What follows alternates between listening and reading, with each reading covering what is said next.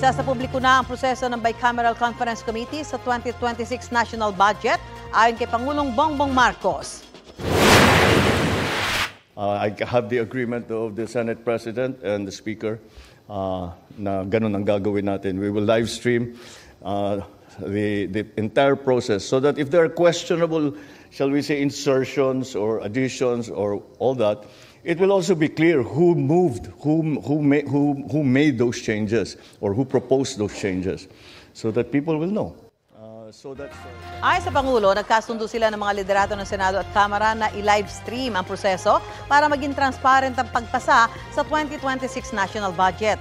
Ayon kay Senate President Tito Soto, sang-ayon sila sa nais ng Pangulo at isinama na rin daw nila ito sa isang probisyon sa kanilang joint resolution.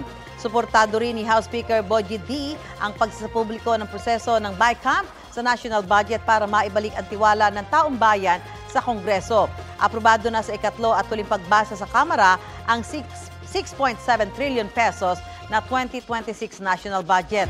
Patuloy naman niyang tinatalakay sa Senado. Kapag naaprubahan na rin ng Senado, isasalang na yan sa BICAM para i-reconcile ang magkakaibang probisyon ng dalawang bersyon. Saka ipadadala sa Malacanang para pirmahan ng Pangulo.